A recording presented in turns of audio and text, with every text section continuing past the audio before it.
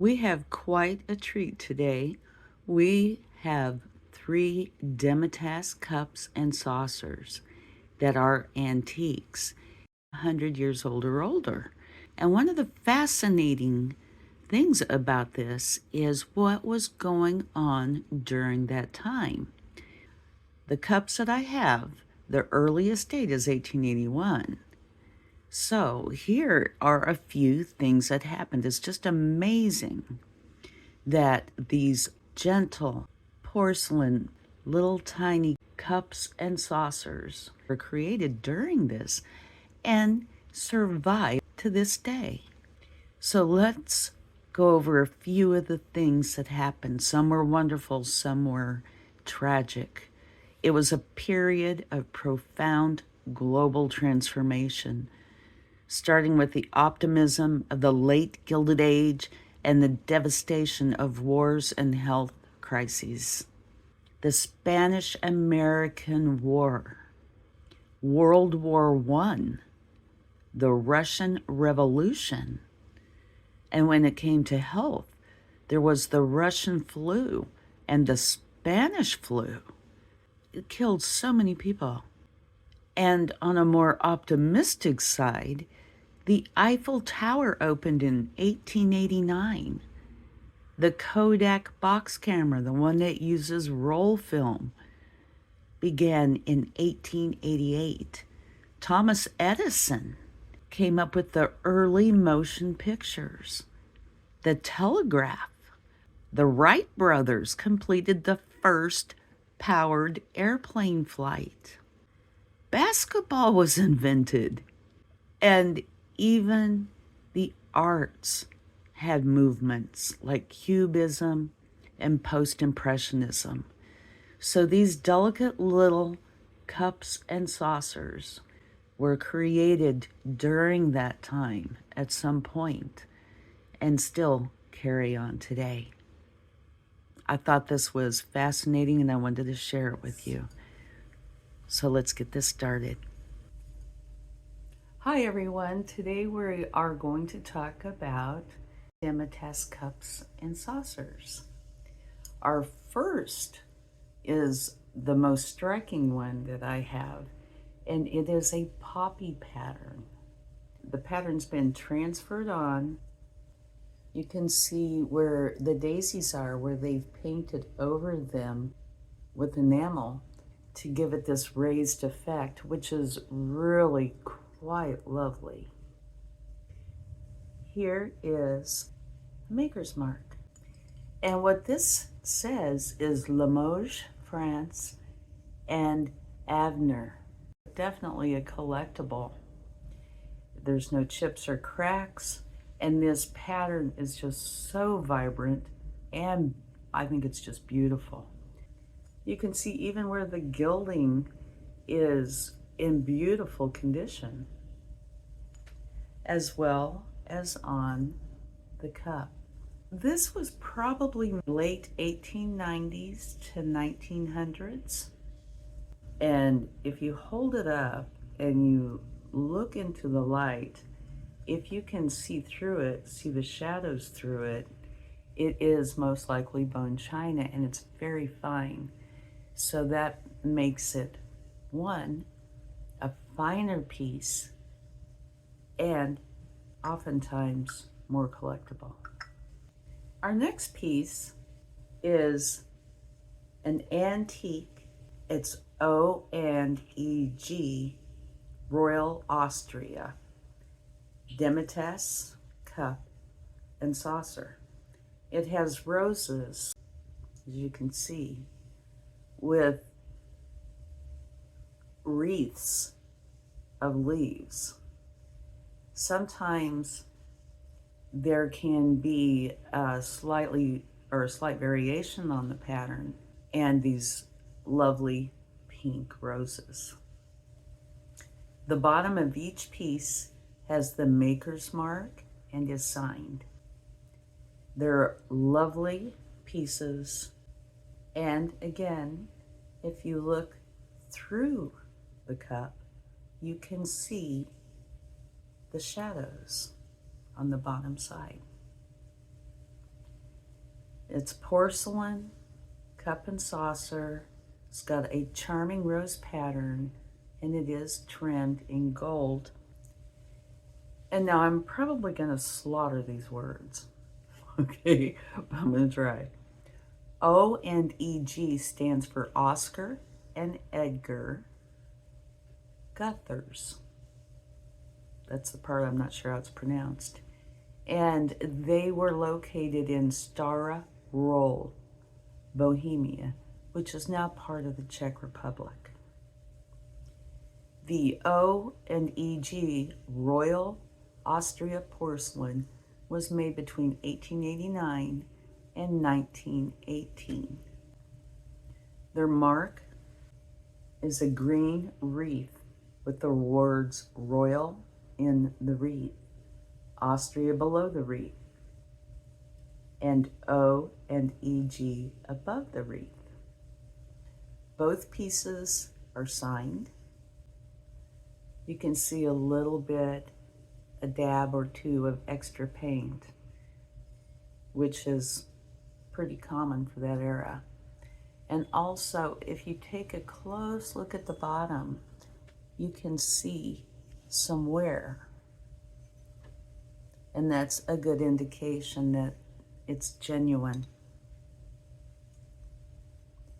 The saucer doesn't seem to have as much wear.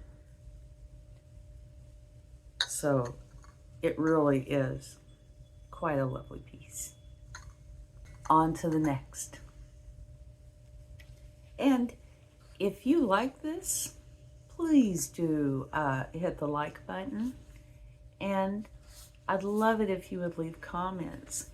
I'm not an expert in this. I research, I do have some knowledge, but I'm always learning. So if you have any extra tidbits that you know, I would love to know about them. There are some pieces that I have researched just extensively, and it is so hard to find the information. And other pieces, it's a lot easier. But so if you do know, please share, okay? Now next, we are going to talk about a lovely piece of Haviland. And Haviland is highly collectible. Here is the saucer and the cup. Okay? And you can see the maker's mark at the bottom of each. And let's see how the wear is on this. There is some wear, but not too much. And if you're checking some, do take a good look at where it sits, because that's oftentimes where you find how much it's been used, potentially if it's a new piece or a newer piece versus an antique or vintage.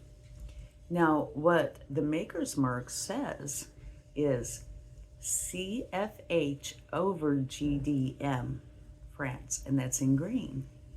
And it also has a circle which says CH Field Haviland, Limoges. Now this pattern, back in the time when they made these, they made an extensive collection of patterns, and a lot of them, if not most of them, didn't have a pattern name. Sometimes they would have a number. So I did not find a name, and through a lot of the research I did, autumn kept coming up. But I believe that was because the color. There is a very pale kind of peach apricot color with a little bit of muted blue and muted green. So it would lend itself well to an autumn type pattern. Now let's talk a little bit more about this. the maker's mark is letting you know that this was made in Limoges, France, and it is called, there are a few names, one of them that is commonly used is a delicate floral pattern.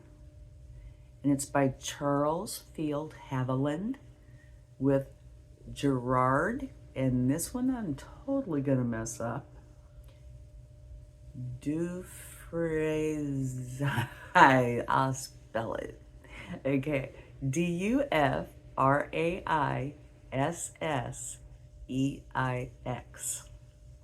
Wow. And Morale. And it's in excellent condition.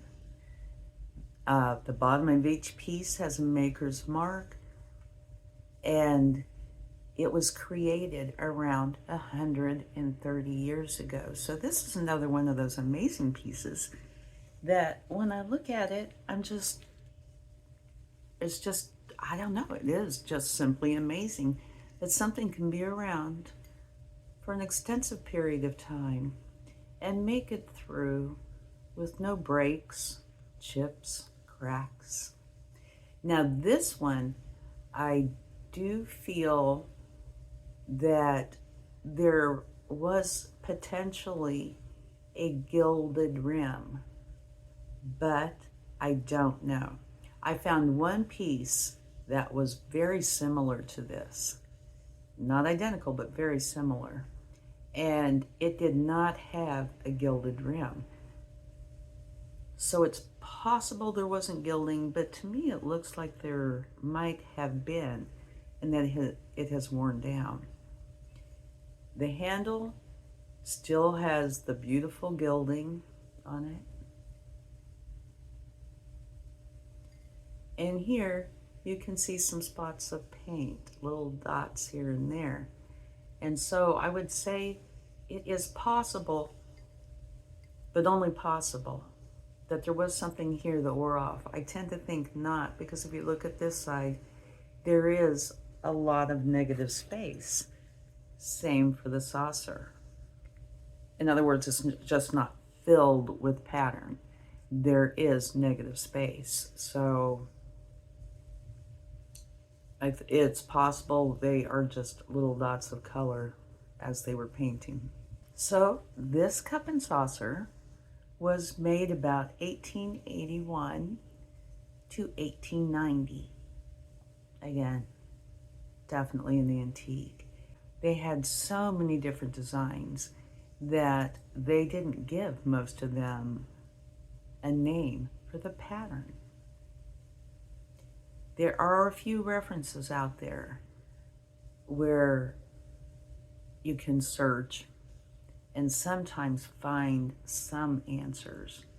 I can't think of the name right now. There is a book, I believe it was a lady many, many years ago who studied these. And the book is all in black and white. And she wrote them down, drew them out, and gave them, I believe, a number. But I couldn't find one that matched. All of these are antiques and in amazing condition, especially for me, just personally. This one is in just lovely condition. You can see maybe a tiny bit of wear on the bottom of the saucer, but it is absolutely lovely. So, I thank you so much for joining me, and if you do have any knowledge about any of these or comments, I would truly love to hear them. Thank you, and I'll talk to you again. Oh, can't forget this part. If you would like to see a video on vases, you will find it here.